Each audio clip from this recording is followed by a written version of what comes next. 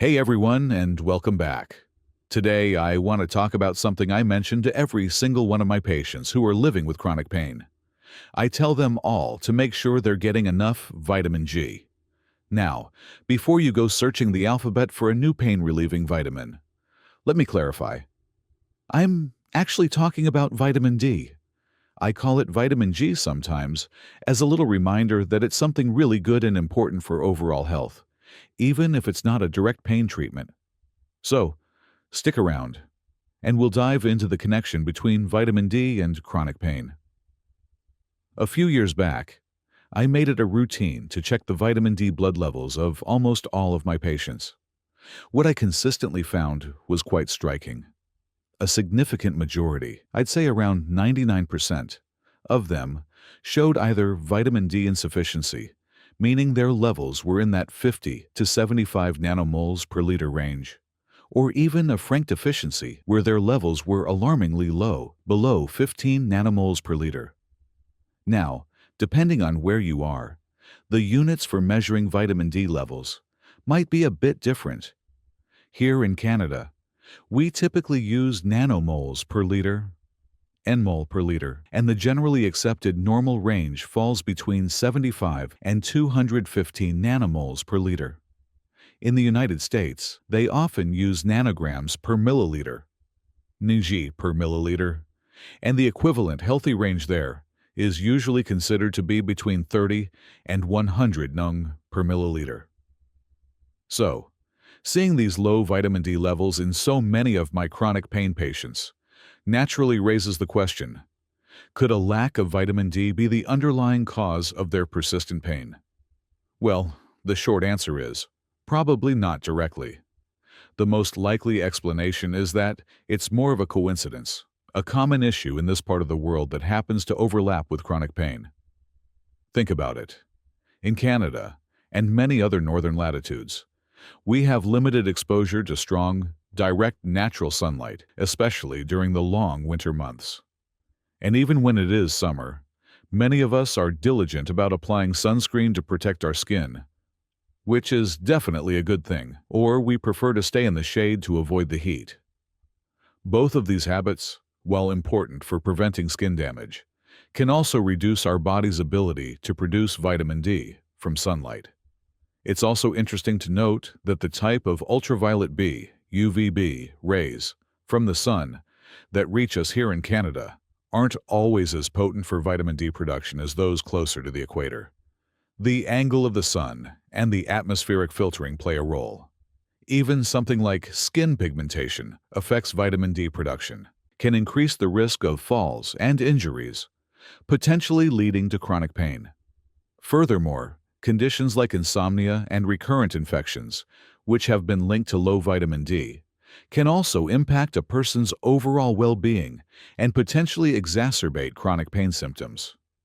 The same goes for the possible link between vitamin D deficiency and depression, as mental health can significantly influence the experience of chronic pain. Finally, while the research is still evolving, some studies have suggested a possible link between low vitamin D levels and an increased risk of certain types of cancer. Chronic pain can sometimes be associated with or be a symptom of certain cancers. So, even though vitamin D isn't a magic bullet for chronic pain, it's clear that maintaining sufficient levels is crucial for overall health and for preventing a range of problems that could indirectly contribute to or worsen chronic pain. This is why I recommend all of my patients ensure they are getting enough vitamin D. Now, let's talk about the various ways we can get our vitamin D. First and foremost, the natural source is sunlight. As we discussed, just 10 to 15 minutes of direct sun exposure on a significant portion of your skin during the summer months can be enough for many people to produce a good amount of vitamin D. However, as I also mentioned, with our busy lives and concerns about sun safety, consistently achieving this can be challenging for many. Interestingly, when our bodies produce vitamin D through sun exposure, they have a natural regulatory mechanism that prevents us from making too much. It's usually always the right amount. Second, Vitamin D is naturally found in some foods, although the amounts are generally not very high. Good sources include fatty fish like salmon, sardines, herring, mackerel, trout, and tuna. Cod liver oil is also a rich source, as is egg yolk, though you'd need to eat quite a few to get a significant dose. Third, many foods are fortified with vitamin D, especially here in Canada. Fortification is mandated for products like margarine, infant formula, cow's milk, and many of its substitutes, like soy or almond milk, egg products, foods designed for low-energy diets or as meal replacements, and various nutritional supplements. It's always a good idea to check the nutrition labels of these foods to see how much vitamin D they contain. Interestingly, many fortified foods, especially in North America, often use vitamin D2, ergocalciferol, because it's typically less expensive to produce than vitamin D3. The fourth source of vitamin D is through supplements. There are two main types of vitamin D supplements available. Vitamin D2, ergocalciferol, which, as mentioned, is usually derived from plant sources, and vitamin D3, cholecalciferol, which comes from animal sources, often lanolin from sheep's wool, although vegan D3 options are also available. While vitamin D2 can raise blood levels, research suggests that our bodies tend to absorb and utilize vitamin D3 more effectively than D2. Therefore, when choosing a supplement, D3 is generally the preferred form. So, how much vitamin D do we actually need to take as a supplement? The recommended daily doses vary depending on age and other factors.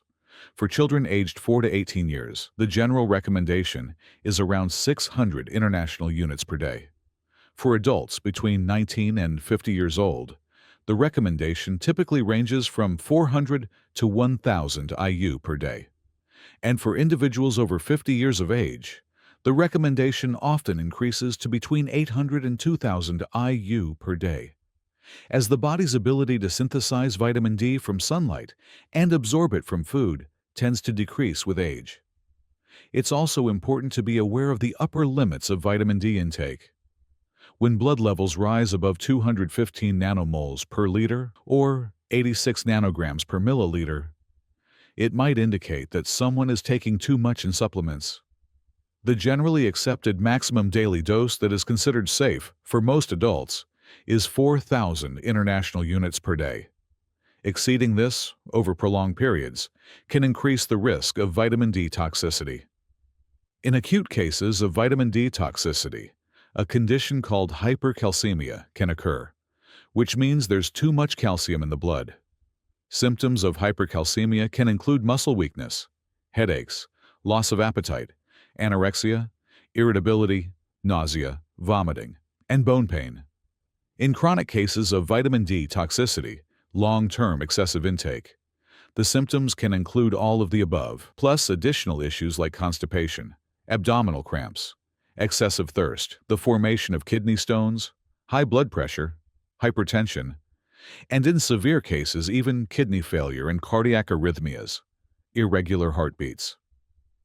I've come across some research studies that have explored the idea of giving very high doses of vitamin D all at once, like a single bolus dose of 100,000 international units.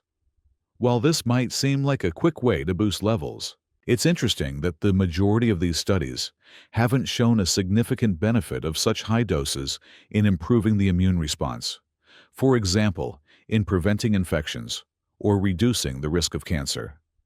It's possible that a large, single dose might be sufficient for helping with calcium absorption into the bones. But if someone wants to reap the full spectrum of potential benefits of vitamin D, including immune regulation, mood support, and strong muscles and bones, the best approach seems to be taking daily supplements in a more consistent and moderate dose. This more closely mimics the way our bodies naturally produce vitamin D through regular sunlight exposure.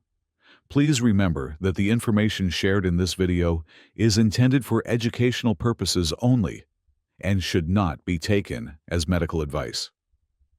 If you have concerns about your vitamin D levels or think you might have a deficiency, please consult with your family doctor a pharmacist, or another qualified healthcare professional.